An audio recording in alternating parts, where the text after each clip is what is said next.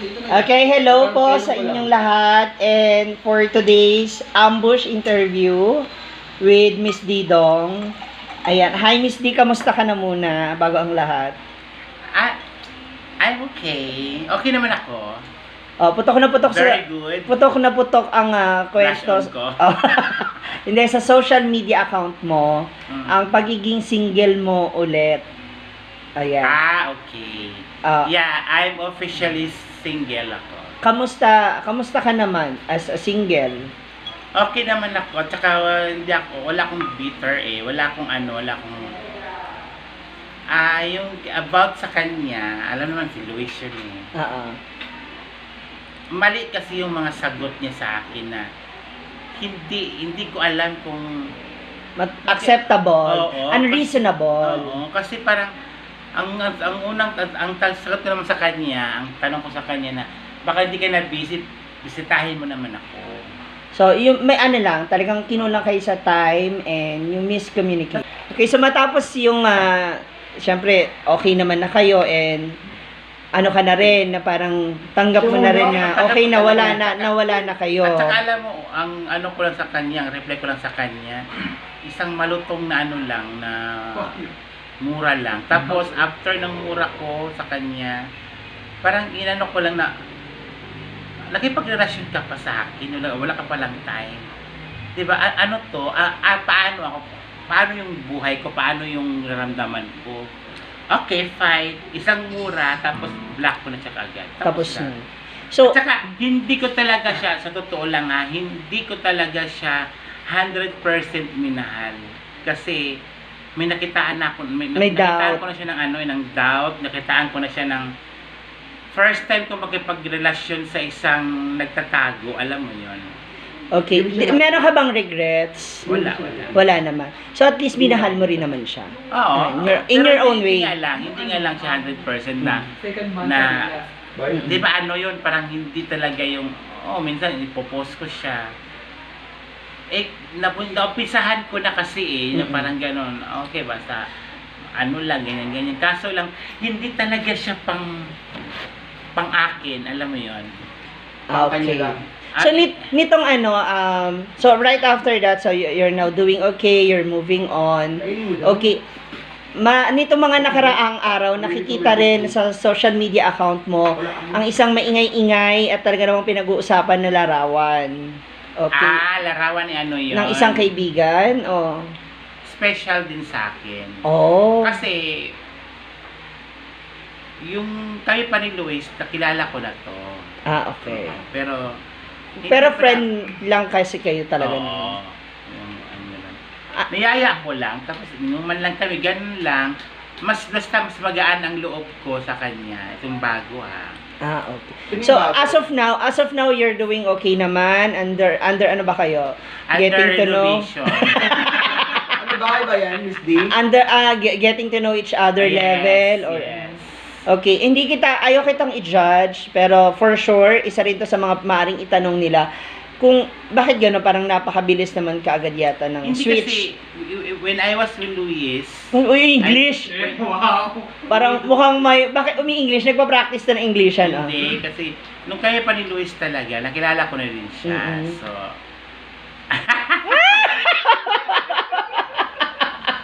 Nung ba yan? Ambush ba? Nakilala ko na siya. At nababaitan ako sa kanya. Hindi ka nakalabas. Tignan ko si Banji. Tignan mo si Banji. Nakita ko si Banji. Ayan na! Hindi ka na makalabas. So, meron kang parang pinangahawakan. Kasi, you started as a friend. Oo, kasi as a friend. Tsaka, komportable ako sa kanya. Parang, basta komportable ako sa kanya. It is mas bata kay Luis. Okay. So, for sure, ang dami ng mga nakapagsalita and nabasa naman natin and sinagot mo, no? Ano ba to? Bata ba talaga siya or actually pitos pa siya Nilabas ko lang sa garapon. kasi sabi, may isa tayong bash na talagang nakita ron na Masyado pa raw bata for Hindi, ano you. siya, 20, ano na siya, 24. 24. 24 na siya. Si Luis nasa 20-something din ata, 29, 30 gano'n. So, Ito, age 24 doesn't ko. matter naman din. Tsaka, select and select lang. Kailangan maging masaya lang tayo. Kasi, Yes. alam ko, hardworking ako for my family and For yourself din as well. for myself, tapos mga kaibigan ko, kayo, gusto ko naman din na na ma-inspirasyon din. Correct. Pero alam ko naman ay yung limit. May Correct. limit din ako. Hindi naman pwedeng ilahat ko yung kasi alam ko naman sa relasyon ng mga ganito, may hindi pa rin tanggap talaga sa society sa atin. Pero meron namang nakakaintindi sa atin na basta pag saan ka masaya, doon ka. Basta, sabi ko lang talaga sa inyo, masaya pa ako ngayon. Kaya nga tingnan mo, di ba, 2 days pa lang kami naghiwalay ni Luis. Meron nang agad akong inano. Kasi, excited ako kasi mas magaan ang loob ko nito kaysa dati. And because you deserve to be happy. And, lahat tayo deserve to be happy. Deserve to be happy. Correct. Okay. So, let me clear your status. You are still single naman. Yes. Okay, but this guy is a very special friend of yours, pero walang commitment. Wala pa. Okay. So, clear lang natin. Kasi, syempre, marami kang mga tagahanga, may mga taga-subaybay ka na talagang, Miss D, meron ka na naman. And most of them naman talaga is masaya sa nagiging love life mo ngayon. Saka, ayaw ko kasi nang sasabihan ako ng, mag-enjoy ka muna sa buhay mo. Ha? Sasabihan ka na mag-enjoy ka lang muna dyan. Mag-isa? Darating din ako. So, paano? Paano ako? May gusto ko din sumaya. Correct, So, much correct. better i-block kita para hindi mo na ako makita. Pero I know na ini-stalk pa rin niya ako. Pero, hindi talaga ako malungkot. Sa totoo lang, hindi talaga ako malungkot. One last message for your ex. Pagpakatotoo ka lang, yun lang. At saka tanggap naman kita kung sino ka talaga Tanggap kita, pero much better dyan ka na lang sa lungga mo. Pero you're happy naman. Yes, happy naman ako. Given a chance na magkaroon kayo ng time na makapag-usap Ay, ulit. hindi na. So, okay Kasi ka. never talaga ako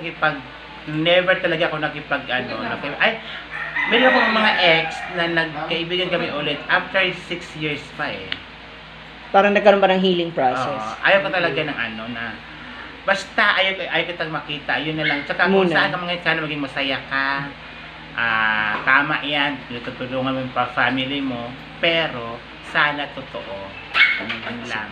Sana totoo, hindi charot-charot kasi mahirap mag-pretend na okay siya or okay ako. Kasi pag alam ko talagang hindi siya okay, alam ko talaga hindi siya okay. Kasi pretending siya So, need niya rin ng help. Most especially ng sarili. Yes. Okay, and message mo itong special friend. Di umano.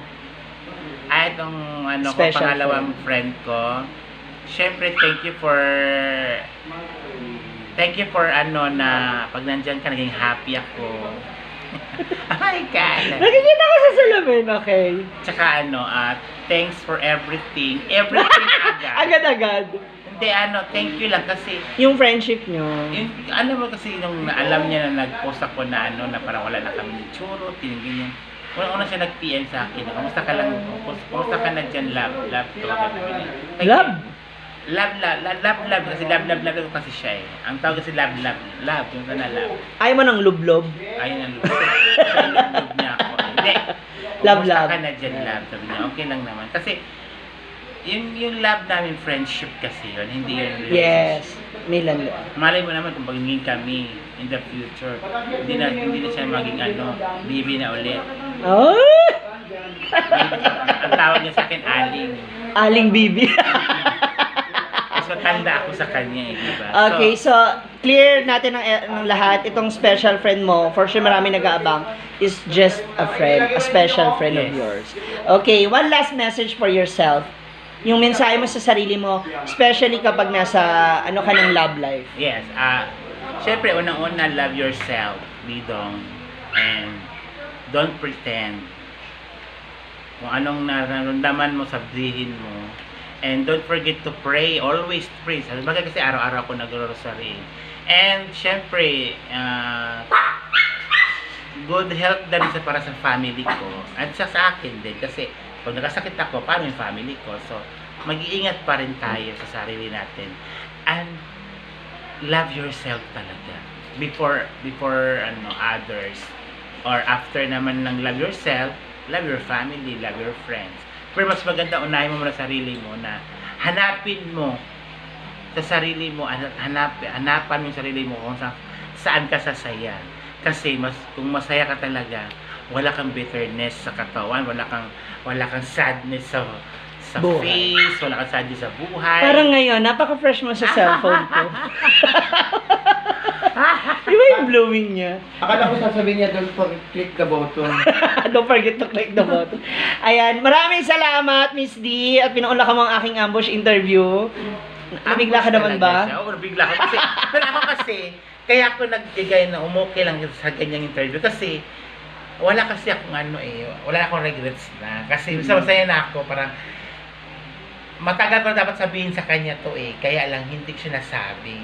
Kaya one time, paggising ko ng umaga talaga, pagkagising ko na, ano to, may boyfriend ako, di ba?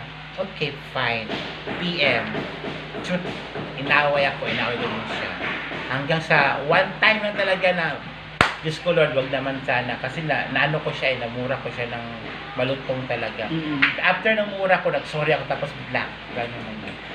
Alam mo, you still say sorry about the oo, alam mo, pagkamura ko sa kanya, at pagka-black ko sa kanya, walas yung mukha ko dahil nagbinis ako ng bahay. Parang ang gaan ng ko, shit, nakalabas ako. Nawalaan na siya. Nawala. Nakalabas ako sa comfort na hindi ako masaya. Na ayaw ko talaga, huwag mag-pretend. Kasi, pag nag-pretend ka sa sarili mo, talo ka. Yeah, thank you. Thank you so much. And good luck to your special friend. Ito na nga. Ito pa nga. Wala yung antok mo, Oo. Kasi sabi ko nga sa'yo, nung pagka-block ko sa kanya, ang saya talaga. Ang saya talaga na naramdaman ko. Ang gaan talaga pa. Ay, shit, nasabi ko. Dapat naman pa pala. Ayan. And for that, maraming salamat, Miss D. Thank you, Ma'am CG. Ayan. Eto na nga. Meron pa din? Ulitin mo, don't forget to... And please don't forget to click the click button. Thank you so much, Miss D. And of course, abangan niyo po ang aming collab with Donekla. Ayan. So, And with other Beck Squad. Diba? Tama. Ayan. Maraming salamat, Miss Tigarabit Oyong. And Trip ni Wae. Thank you so much. Ayan, nagkaroon pa rin kami ng bonding. Ay, bakit? Ina-attack na siya. Maraming salamat, Miss D. Don't forget to like, share, and subscribe this video. Thank you. God bless. It's DJ.